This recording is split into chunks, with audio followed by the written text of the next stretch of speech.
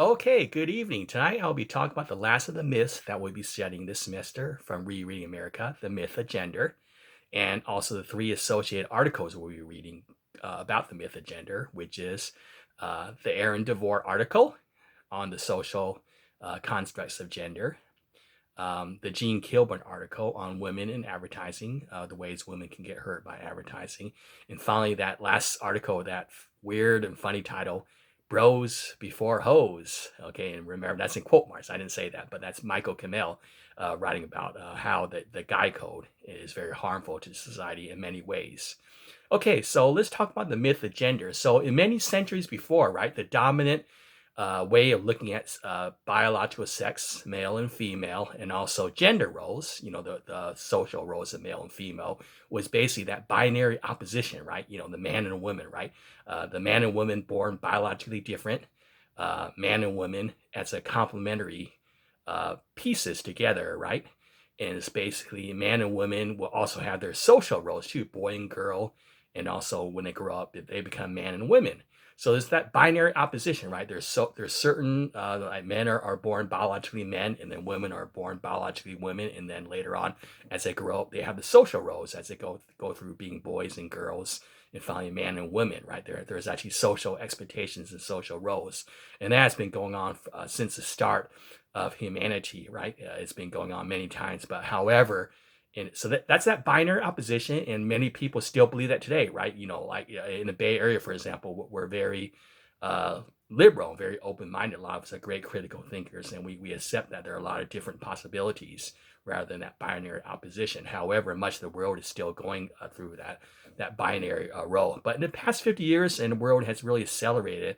So instead of that binary opposition, we have things like the gender continuum, right? So that you look at that thing where I did in homework, that funny thing where it's like the manly man and the girly girl, right? Those are the two extremes, right? Some people are like that, but then there's that middle, that wide middle area, that continuum, like that line, right? There's that left line, the left end of the line, and the right end of the line, that continuum in the middle, right? There's all these different possibilities where someone could be basically identified uh, himself as biologically a man and basically a man in gender, but however, he has some quote traditionally feminine qualities, right? Like he might cry a lot. That's considered a feminine quality, but however, in many cases, he's maybe predominantly a man, right? Or just in case of the woman, right? She might like to dress in men's style clothing, yet she's also very feminine in other aspects, right? So we have a lot of those different possibilities there.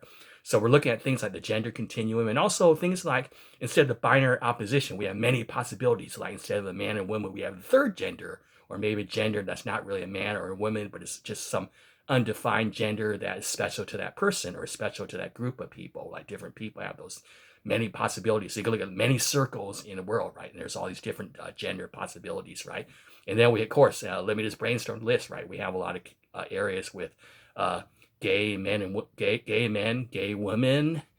We have what transgender, like people basically transsexual, right? They actually go, they have operation to change their gender, to change themselves biologically, and also and perhaps they might change some of their basically you know experiment with different gender roles or gender possibilities.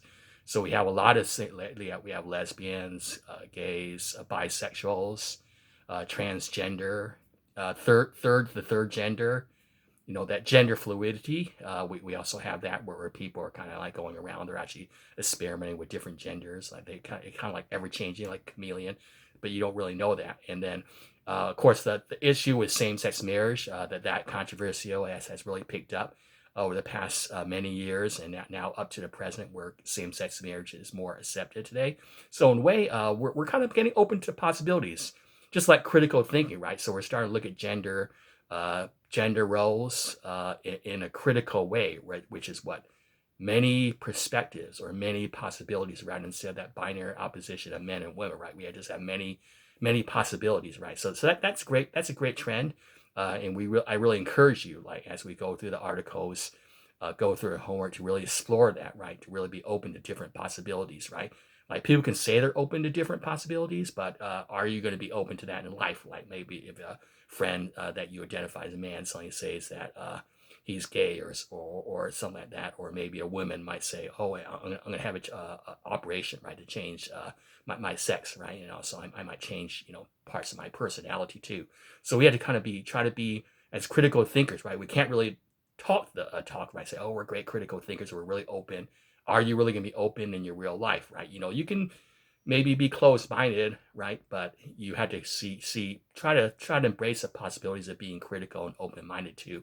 But it's very controversial because a lot of people, like I'm saying, probably the majority of the world still sees the world in that binary opposition, right? The man and the woman, right? They're saying man and women are complementary, right? That's why men and women uh, basically, they marry together and they actually continue the generations with children, right?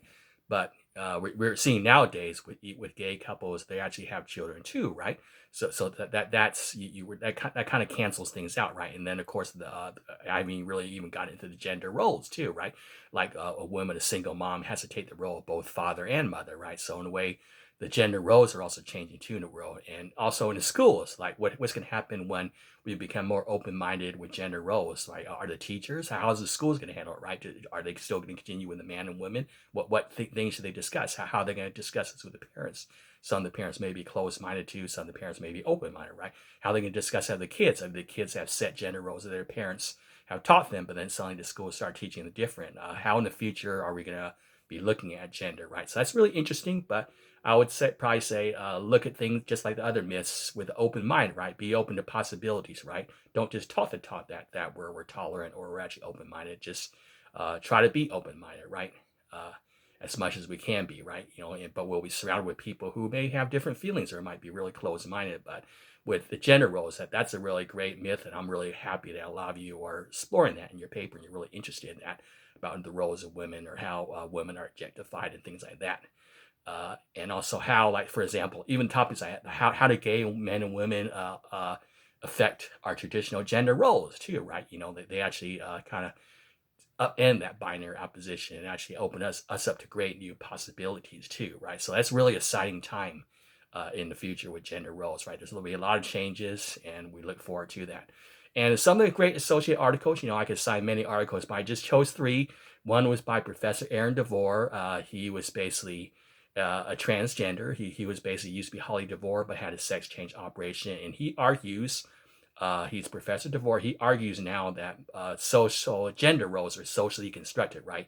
And we ought to be more tolerant if may say a biological man or a woman wants to explore different gender roles, right? Instead of being tied to these certain gender roles over the centuries that are ingrained in us, be open to new possibilities where maybe that boy may want to explore his feminine side and things like that. Or so we had to be really open minded to that. So Aaron Devor raises the possibilities of us to be more tolerant.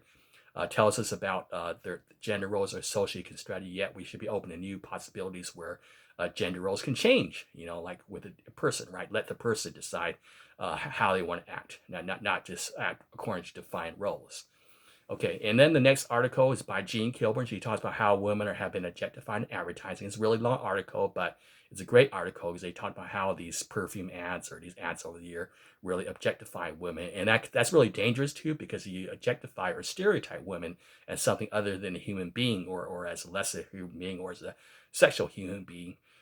Especially by a man, it's very dangerous because then the man would try to be dominant over the women or look down upon women, right? Or look at them as objects rather than human beings. So that's really dangerous. So take a look at some of those advertisements over the years. They're very, very hurtful towards women. And think about the advertising today, right?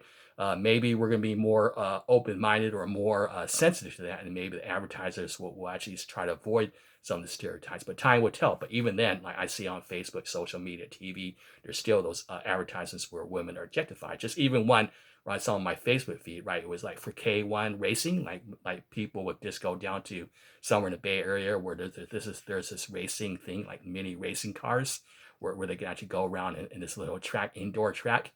But who was advertising for that K1 racing? It was actually a very attractive woman, right, advertising for that. And then I looked at all the Facebook comments, and all the guys were saying, "Oh yeah, she's very beautiful." So they were kind of objectifying a woman. They weren't saying, "Really, is this a really great person?" They were just kind of looking at her beauty, right, commenting on her beauty, and like basically uh, basically just going crazy about her beauty. So that's weird. Why would they choose a beautiful woman to advertise this mini indoor racing track, right? It's kind of like objectifying women already, right? So, but we have to still be careful. Hopefully, advertisers will be more open-minded and more sensitive to that. But we had to be on the lookout and really criticize those ads and really come down on those ads that really hurt women. And finally, the last article is Bros Before Hoes. That's a very dangerous topic too, because Michael Kimmel talks about the guy code where the men kind of protect each other. And that's very dangerous too when you have these campus scenarios where young men and women interact, college-age men and women. And if there's a situation where a man takes advantage of women or sexually assaults a woman, what about the man's friends, right? The male friends, are they going to come down and really come down on that male and turn that male in? Speak the truth, or are they going to protect that bro or that guy, right? And then what Michael Kimmel asserts is that is really dangerous because a lot of the guys will protect the guy, right? Bros before women, right? So that's really disturbing too. So that guy code, that's one aspect of the guy code, how the men kind of protect each other against women, like if they do harmful things towards women. That's also very concerning, especially as you go through the college years or social areas where men and women interact. And there could be situations where a man and woman is alone and the man forces himself upon the women. Also, the guy code is also dangerous too, because the guy code also kind of denigrates men. It's actually very homophobic, according to Michael Kimmel, right? So the man is kind of like putting other men like don't be a wimp, right? You know, like, oh, it hurts, right? Like in football, like don't be a wimp, don't cry, you're like a girl, right? All those comments are kind of really denigrating, and they're kind of anti-gay in a way. If you think about it, right? Michael Kimmel kind of goes into that, like he's really homophobia, right? Like the men have grown up having this homophobic attitude. And again, we had to qualify. It's some men, right? But enough for Michael Kimmel probably asserts to be disturbing, right? So I mean, you had 10 men and you have 4 men acting very badly in terms of gender roles or roles like that. 4 is too much, right? Even 4 out of 10 men, right? Even men become more enlightened, and maybe 7 out of 10 men are good, but there's still 3 bad guys. That's no good, right? That's 3 too many bad guys. You multiply that, you still have millions of men who are following the guy code. So read the article. Michael Kimmel is very, very harmful. It could be very harmful, right? It has a funny, really title. Like even when I yell that title out in class, when I had the classes in person, a lot of women were laughing too because it's kind of funny, right? Bros Before Hoes, right? So it's very funny title, right? And everyone's all laughing, men, women, boys, girls. Everyone's all chuckling there, right? Because it's kind of a modern and denigrating to women, right? Kind of denigrating toward men because they're kind of mocking men too. But we have to think about how young men, and how young men interact together, and what they say to each other, and how there could be some homophobia there too, and how that can hurt women, right? So all that can hurt women too, especially the guy code. So those articles are just like a little snippet. As you read more, as you go through life, we're going to get a lot of more controversies with gender. And it's something that we really need to consider as we go forward, because both men and women could be negatively affected. When women are basically put down by men or objectified, it really negatively affects men too, right? It actually makes them very harmful too, right? And if men are stereotyped too, like if men are put down and objectified or really forced upon a certain social role, it harms both men and women. So everyone is harmed, men and women, and also people of other genders, right? Other genders, everyone's all harmed, right? Basically of all the areas I mentioned, and there's many more gender possibilities. So I'm kind of rallying on right now, but I just want you to be really think about how you approach things when people argue that something that you don't agree with. Hopefully this class kind of emphasizes the point that we had to be open to new possibilities to discuss that. Then we can find the truth, or basically hopefully find the truth, or basically work well together to approach the world as we move forward. So there's something to look about, and as we go through the articles, I wish you best of luck on the final exam this week, and also hopefully you enjoyed reading those Rereading America articles. Okay, good night, bye.